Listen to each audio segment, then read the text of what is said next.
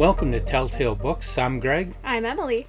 We're talking in this video about the second story that Stanley G. Weinbaum published that's called Valley of Dreams. Now, this story followed up on A Martian Odyssey, not just following it chronologically, but also was an actual sequel to A Martian Odyssey, which was Weinbaum's first story and which made a huge splash in the science fiction genre and science fiction fandom. At the time, it was published in Wonder Stories.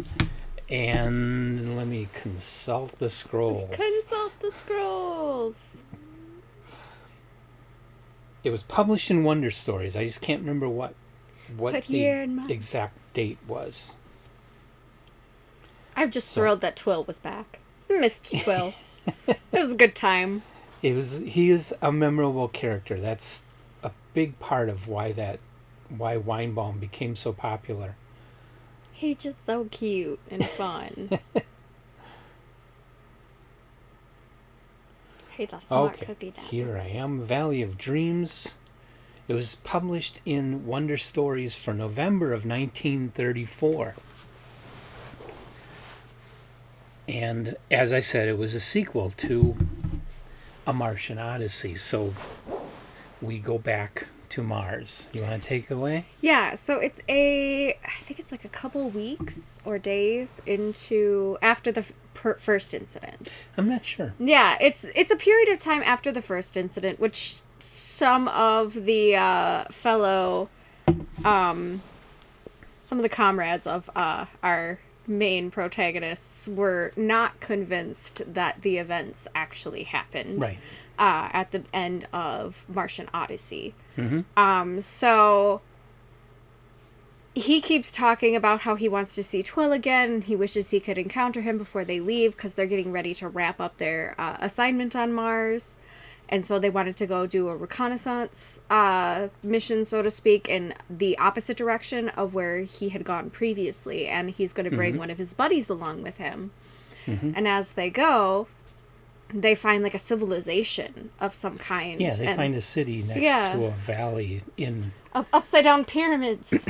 Yeah, and it's apparent that there's a canal there. Yeah, there's water. There's like a waterworks and water there. So they're trying to investigate where this water is. 1934, people still believe there really were canals on Mars, which turned out to be an optical illusion, but we didn't know that. Yeah. Anyway, so they're trying to figure out where basically this water source is coming from, what causes this canal, essentially, or this river to happen. And they run into this city, they explore it, they have some weird things go down, and then they get to the outskirts on the opposite end of the city where they entered from, and they find Tweel with this little tribe of peeps. Mm-hmm. And they're hanging out, and they're running the waterworks and all this other stuff. They encounter, of course, other creatures and things along the way. That are important to the story, but I won't give it away. It was funny how they figured out Tweel was there because they see a bunch of creatures that look like him, and they think one of them might be him, but they're not sure. So the guy calls out his name, and so of course Tweel right away does one of his stupid aerial dives. Yeah, his big stupid nose dives that are adorable that we love. During this time as they're exploring, though, they end up going towards a valley, and Tweel tries to stop them because it's one of those dream creatures that is encountered, or there's like a herd of them or something. It's a whole valley of dream creatures. They're all populating this valley, so Tweel ends up having to save their butts once again from dream creatures. But yeah, somebody calls out some name of a woman who's not his wife, and dicey. Yeah. Spill that tea later. Anyway, so it's another fun little adventure on Mars where you get to meet Tweel again and see his village and see his people. He gives them a tour around the upside down pyramid city. Yeah. And only to discover that when they get like a flashlight on one of the walls, basically it appears as if one of Tweel's ancestors came to Earth. Yeah. And also that Horus, the Egyptian god Horus, was another being in servitude of Twill's people, and they are now extinct. Yeah. So there's some fun parts with that they kind of conclude. There's just fun, interesting creatures again, kind of getting a recounting a little bit of previous creatures. That was kind of a nice refresher in there. Mm-hmm. It's just really a fun, cute, interesting story. And it if you wanted to know more about Tweel and his people and his civilization, well, this story gives it to you. Mm-hmm. And so Weinbaum, for 1934, Weinbaum did an incredible job of world building. Mm-hmm. And character building, especially. Mm-hmm. I continue to be impressed with his ability to build a character that has a huge language and cultural barrier. Yeah. And how they mutually still find ways to communicate with each other and to, through body language as well. It's just really, it's a great lesson on intercultural communications, for sure. Yeah. It's really impressive, and it's fun how they figure it out. It's great. I loved it. Yeah, again. And it's great that at a time when every other story was either where man comes in and starts destroying, or the aliens come in and start destroying, here was one where, man lands there and finds these aliens and cooperates with them and makes friends. There's this mutual relationship instead of kill it because it's different. Yeah. And it's still an interesting story. You don't have to have a war going on in order to be interesting. Yeah, you just need a fish out of water, so to speak. Yeah. Just learning new things. And I like, too, that they have, because they're scientists, they have this, they seem to be a little bit more dedicated to let things do what's within its nature to do. Instead of kill it because it's different, or kill it because we don't like what it's doing, so to speak. Unless it's, of course, life-threatening. They're doing it only in self-defense. Yeah. I just appreciate a story that has that emphasis, because I feel like that's what scientists would actually do instead of sitting there and, They'd be curious. They'd want to know. Yeah. So I just feel like that's a little bit more realistic. I mean, granted, a lot of the time it's, let's study it. On our terms. Yeah. Oh no, it's escaped in the ship. Fuck. Now we're in trouble. Now it's killing everyone. You know what I mean? Now it's escaped in Antarctica and it's replicating our friends and family. It's you get a lot of those things, but it's really nice to have something a little more. The other one we're going to shoot a video. I know, right? Yeah. The very Alien versus Predator kind of stuff. But I like that this one is a little more wholesome and holistic, for sure. It was definitely a fresh breeze at a time when all you had were aliens on the rampage bent on destroying Earth, robots on the rampage bent on destroying everything. Yeah. Nothing but these wars, giant insects killing everybody. And here was a story where it was just this nice alien that made friends. Yeah. Yep. Just trying to be a good... Put good karma back into the universe or whatever. Yeah. So it's a really fun adventure story. I had wished I almost read them. They're so seamlessly able to be read back to back as if they're different chapters in a book. Is there more to this than just these two? No, that was it. That's all he only wrote for 2.5 years, and then he died. Oh, that's sad. Because this was really cute. It would be fun to kind of see the continuation and...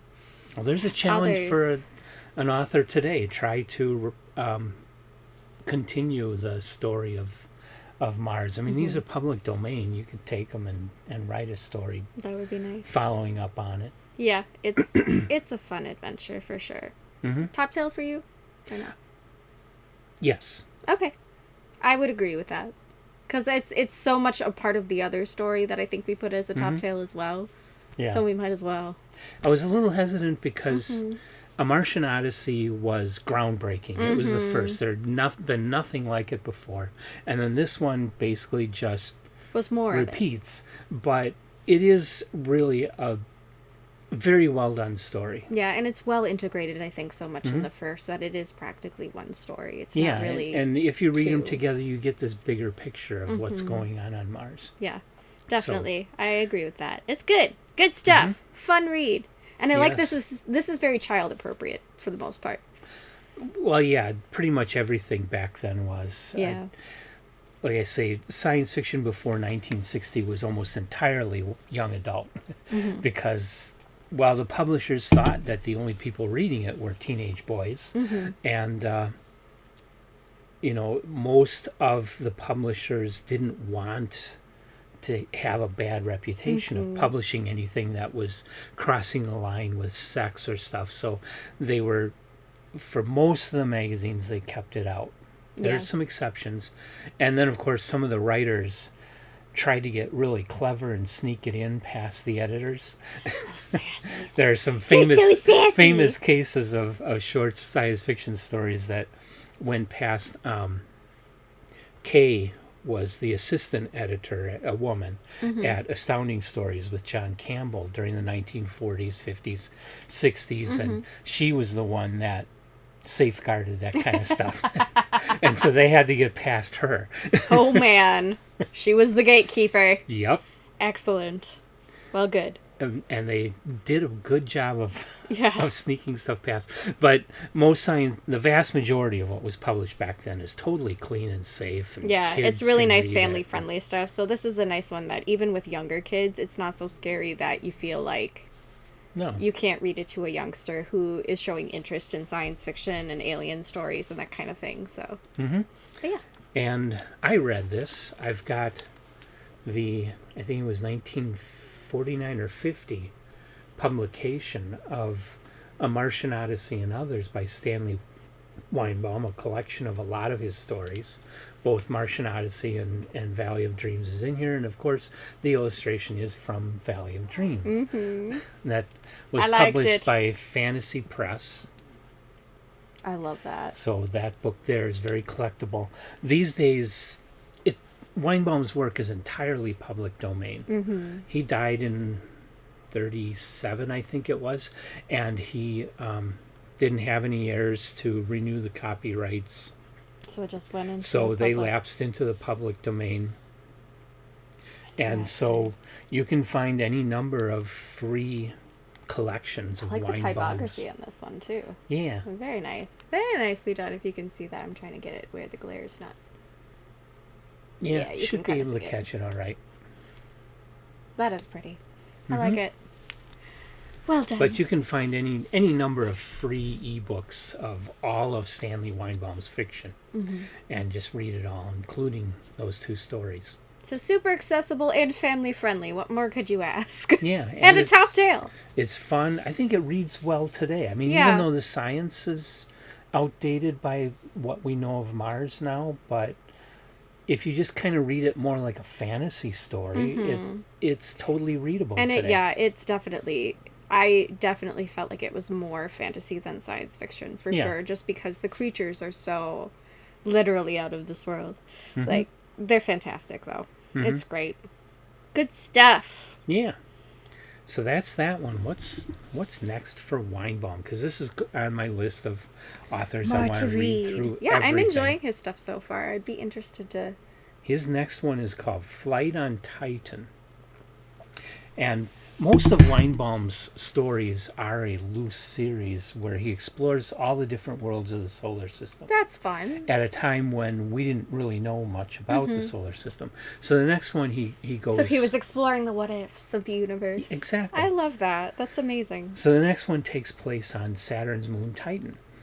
And we will get to that soon. Yeah. And that's all I got. That's all I got too. So Okay. thanks for joining us, guys. Like, subscribe, give us comments if you've read the story. Tweel is just an amazing, fun, endearing character. So we are happy to share him with you. And join us next time. Thank you. Bye. Bye.